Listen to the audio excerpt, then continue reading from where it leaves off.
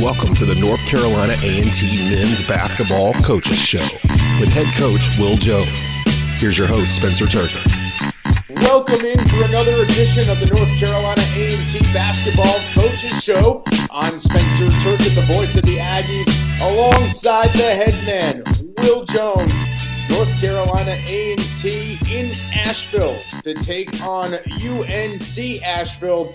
Game 1 of 2 on the week in Big South play. Coach, welcome in. Always a pleasure to have you. I know Aggie fans very excited that the Coaches Show is back and part of the repertoire. Had to take a year off last year with the COVID year and trying to make sure everybody stayed safe. But right now we have the ability to go ahead and bring these Coaches Shows to everybody that really wants to learn more about your program. So a big week last week, got the win at home against Hampton, continued to preserve the 7th best home court advantage in the country, according to KenPom.com. So, Coach, let's start there.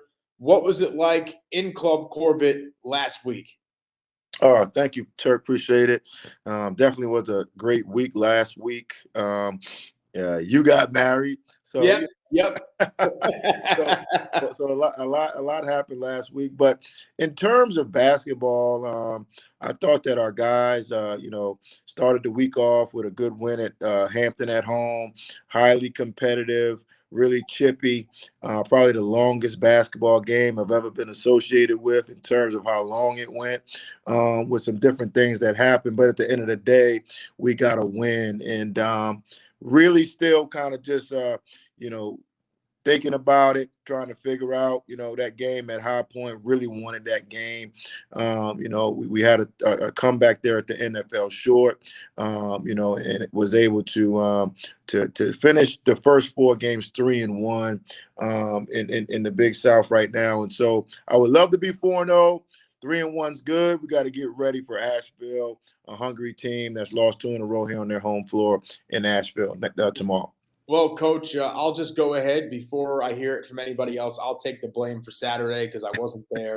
Wasn't there, man. Come on. Yeah. Listen, husband duties, right? You got to do what you got to do sometimes. But, Coach, it wasn't the only ring I collected on the week. I was able to go ahead and get myself one of these. And I know that you passed out these championship rings for last season's regular season championship, the last go-around in the MEAC, and there were a few of us that are still hanging around the program that were able to get those. What was it like to go ahead and pass those out, and what are you hoping the guys who didn't get a ring, the ones who weren't on this team last year, learned from seeing those guys get those rings? It's a part of that foundation that you try to build a championship program, to be able to be strong enough, get through the ups and the downs of COVID last year, pauses, restarts, days off, and still hold true.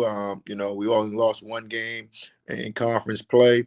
And, those guys worked their butts off from the summer all the way until the MEAC tournament, which we didn't get a chance to participate in.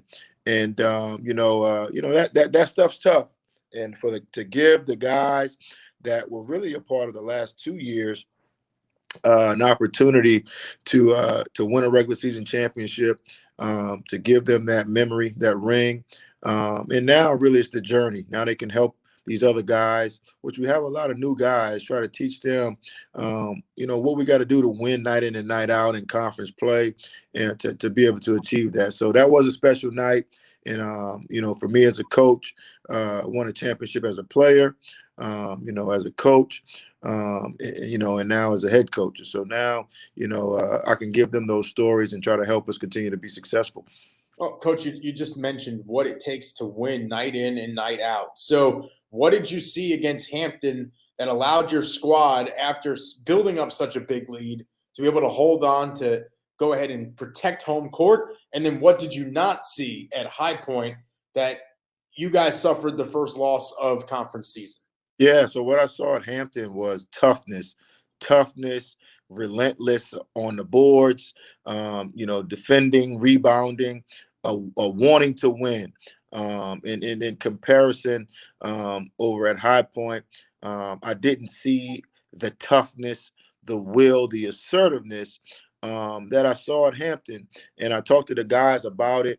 You can't get relaxed, you can't get comfortable. You got to be hungry every night. We're chasing something. We're chasing an opportunity to win a championship, and so every game matters. And I think that we left one on the table, and again, like I said, 3-1 is good, but we really had a chance to go 4-0. I think if we played High Point, 5 times, we would win 4. You know what I mean? And so we got to be ready against this Asheville team that we're going to play tomorrow. They have suffered 2 losses in a row. They're going to be hungry. They don't want to lose on their home floor, but we have to think about what matters to us, and we need to get that toughness that we had back against Hampton. Oh, Coach, we'll dive into Asheville in the second part of the show tonight. But as we continue to reflect on what's taking place so far, you look at Demetric Horton and Marcus Watson, those 2 guys averaging almost a combined 15 points per game in Big South play. What is it about your 2 and your 3 that are really getting the job done? We have 2 good wings. We those guys are good. They're one of the best 2 and 3s in the league, no doubt about it. I'm still teaching again, Marcus, that his 3 ball is good sometimes, but every night he can put the ball on the floor and get to the rim. And I'm still trying to coach him there to help him be more at the rim. I think if he's more at the rim, that 15 can go to 17, can go to 20. And then Demetric Horton, he continues to shoot the ball, lights out. He's our wild card. He's a kid that he has ice in his veins. He's going to continue to get better. And again, just trying to coach these guys night in and night out so that they can get better every time they hit the floor. At the beginning of the season, Marcus was really playing a lot of 4, and that was because of necessity. Do you feel like he's settling in now, back in a more natural position for himself? Yeah, again, wanted to, play bigger, especially on the wing. When you have a wing that can play that spot, and moving him to the 3 really helped our rebounding because now we have a traditional guard forward at that spot, and it's a little different than we've been in the past 2 years with 3 guards out there. But and again, looking towards the future of the program to have Marcus and Demetric back, with their classifications next year, it just gives them that opportunity to develop that chemistry and play those positions. So we'll have some experience coming back next year at that spot. But Marcus is he is a guard forward, and I want him to be more assertive in his overall defensively and offensively, so he can affect the game night in and night out. David Beatty is a guy, as we spoke about last week, that has really answered the call for this team here in Big South play. He's averaging 10 points a night so far through the first 4 games of conference play. Well, what are you seeing out of your graduate transfer from LaSalle that's making you decide, hey, he needs to stay on the floor right now. We need his veteran presence. Yeah, it gives us right away, starting the game, every spot at the guard spot can score. And he can make a 3, he can make pull-up jump shots, and he can get us in the offense, and then when we get Cam in, we change the pace a little bit, and we kind of get a little faster. It presents really a really good combination with those 2 guys at the point guard spot, especially in league play. And he's continuing to get comfortable, and we're going to continue to mix it up. But he's definitely allowed us to really stretch the defense and keep the defense honest because his ability to make shots. Coach, this team that you have put together so far, it's very deep. There are nights that you've played 14, 15 guys. I don't even have enough room on my chart for half the guys you throw in there, and it's Russian roulette for me to try and figure out who's going to play, who's not. Do you see yourself cutting this rotation at all, or do you think that this is a team that the way that it's built, it's meant to go 12 or 13 deep on a consistent nightly basis? Yeah, definitely. I think that it just depends on how the flow of the game is. I have guys that I'm struggling. I want to get in the game. They deserve to play, but the flow of the game is not right. And some nights it's going to be a tighter rotation than the other rotations. And a lot of it for me is defense. Offense, everybody can play offense. Okay. I'm telling my guys defensively, you got to show me in practice that you're going to play defense. You got to show me in practice that you're going to rebound consistently and play tough. That's what gains my trust. Offense doesn't gain my trust. And that message has been, given to the guys so that they understand where I'm coming from. To win in this league, we need to win the intangible battle every night. And that doesn't have anything to do with offense. It has to do with toughness, rebounding, winning the 50-50 balls, and having that focus level to be tough on the defensive end of the floor. Well, rebounding has been much improved since conference play has rolled around. And that, of course, coincides with the entry of Colin Smith into the lineup and Justin Watley coming back and now playing at the 4 position a little bit more consistently. You work in Webster Fillmore. Jeremy Robinson has played a little bit down there. You also see Harry Morris come in for a couple minutes here and there. That's a lot of size for a team to have to deal with. And really, more consistently for the 5 or 6 guys in a rotation that would play down there, one of the only other teams in the conference that has that type of size is your next opponent, UNC Asheville. Yeah, I mean, we have some guys that we can rotate in there at the 4 and the 5, and again, it's going to be about mentality. I want these guys to have a killer mentality with the size. It doesn't matter that we're big if we're not going to play big, and that's the message that I give to those guys in practice. We just had a team meeting, and I talked to them about that. We need to be able to use our size. They got to be ready to post up, duck in, get the ball, go up strong, rebound, chase balls down. All of those things are a part of that. And that's something that I don't think we didn't do that against High Point. I think our bigs took a step, a kind of a relaxed stance against High Point and allowed their bigs to get comfortable. And it was one of their positives in the game. And so we're going to continue to coach them. And hopefully night in and night out, we'll have a couple of guys that get that job done. The North Carolina A&T Men's Basketball Coaches Show is brought to you by Zaxby's in Pyramid Village. Make sure you swing on by and get yourself a grade 8 boneless wing meal or try the brand new chicken sandwich. It's the perfect meal for while you're watching or listening to North Carolina A&T Men's Basketball during the UNC Asheville game. Coming up on the other side of this timeout, Coach Jones and I will preview the UNC Asheville game for North Carolina A&T, and we'll take a little bit of a deeper look at this Aggies basketball squad. You're tuned in to North Carolina A&T basketball right here on Tobacco Road Sports Radio and the Aggie Sports Network.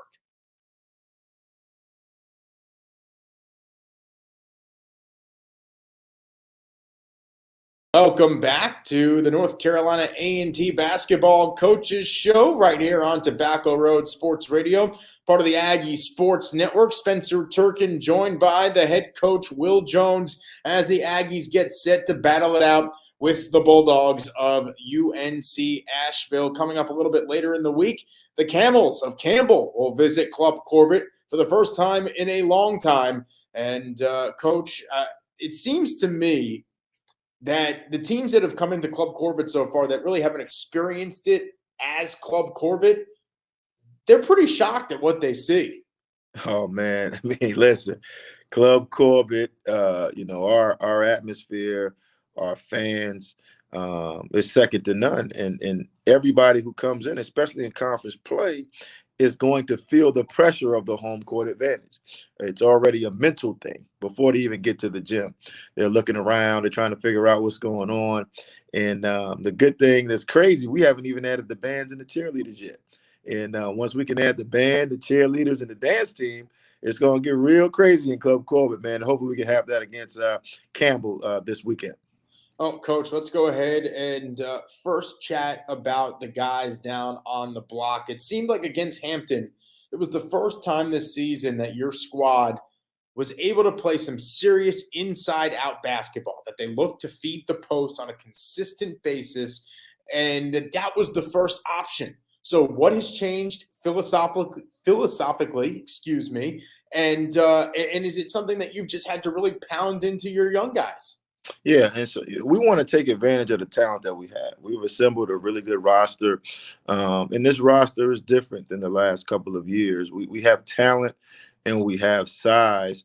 And we, have to continue to coach the guards that we want to play an inside-out game, that we don't have to play as fast every possession. We want to pick our times to play fast, but we want to play inside, and that involves the bigs being unselfish, them being aggressive, when they have the opportunity, and then the guards cutting and moving and getting easy baskets like we did against Hampton and Radford in the first three games, and Presbyterian. And so, it's a different thing philosophy-wise, but, again, we've worked on it. We continue to work on it. We're going to continue to get better at it every game that we play. Well, Coach, as we look ahead to UNC Asheville, there seems to be a commonality between you and the coaching staff over for the Bulldogs. At one point, worked for Charleston Southern, both of you. Is that not correct? Yeah, so, Mike Morrell, a really good friend of mine.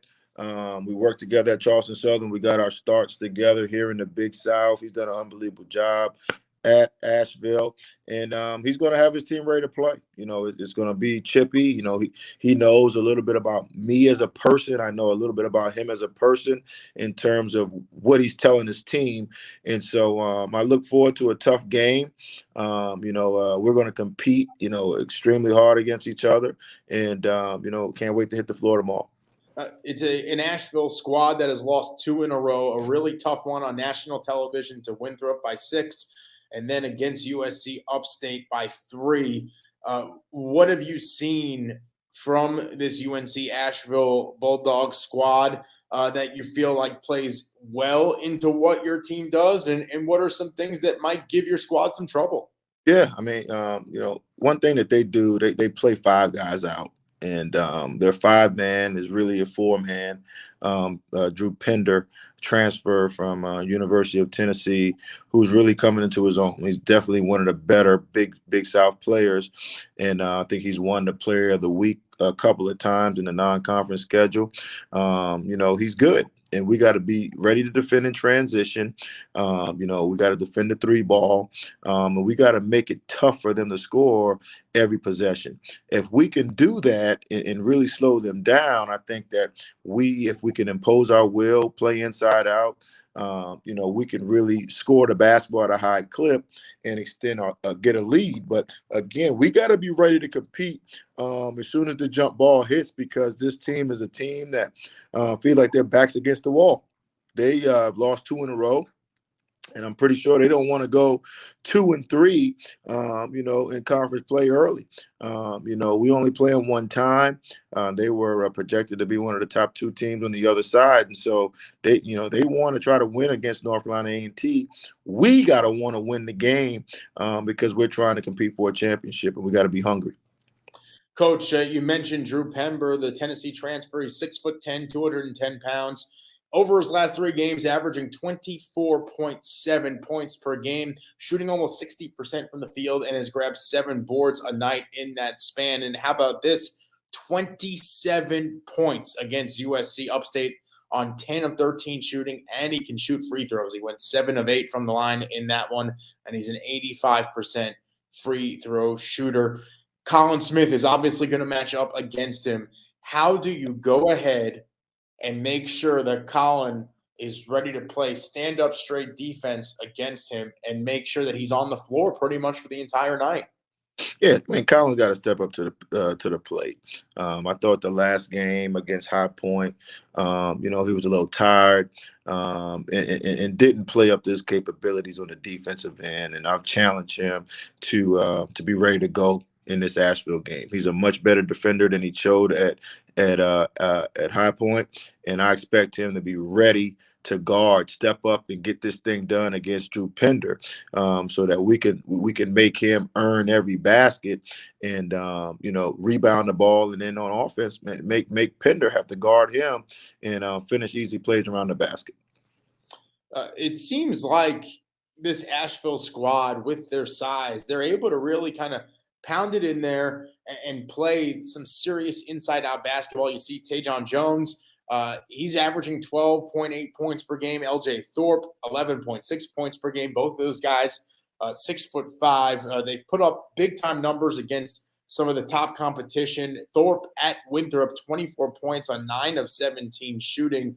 What is the plan against the Bulldogs? Are you trying to limit their possessions? Are you trying to get into a foot race with them? What would you like to see out of your team? I feel like, Coach, in your third season here as the head man, this is probably the slowest paced team that you have coached offensively.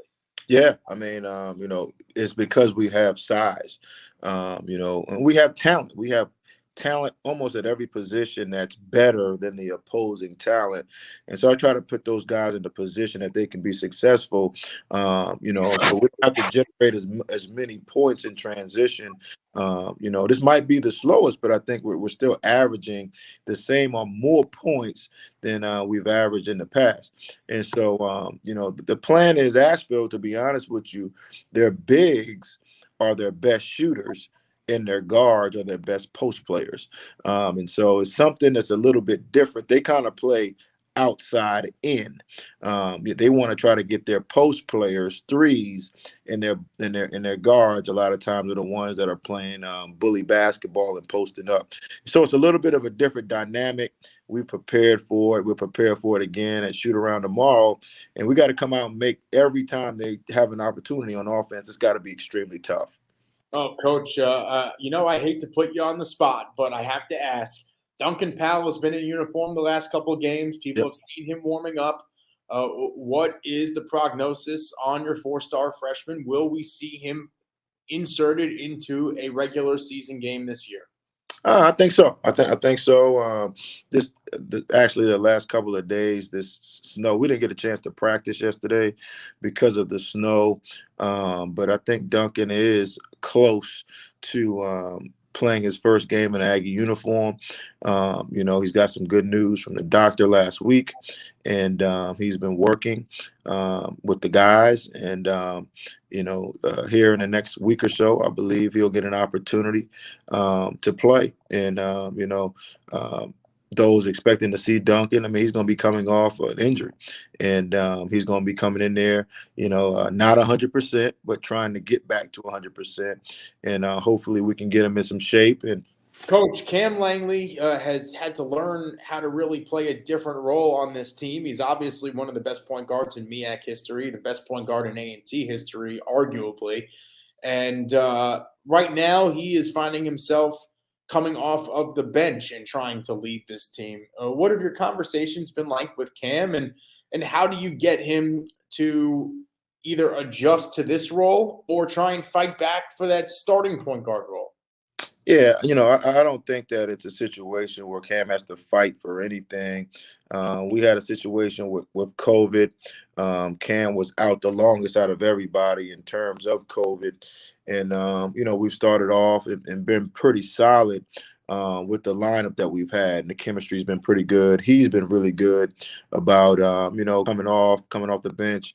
We're all locked into trying to win a championship. Cam is, everybody who's starting. I've had a conversation with some of those guys before the season about who's going to start, who's not going to start. It's not really about who starts. It's about how we play, who finishes, how we finish. And Cam's been really good about it. And he's continuing to get his win back from being out from COVID. And I look for him to continue to play really good basketball. Coach, is that the key to winning a conference championship, especially in a tournament setting where it's a one-bid league, that everybody really has to be on that same page? It doesn't matter who gets the job done. Just figure out a way.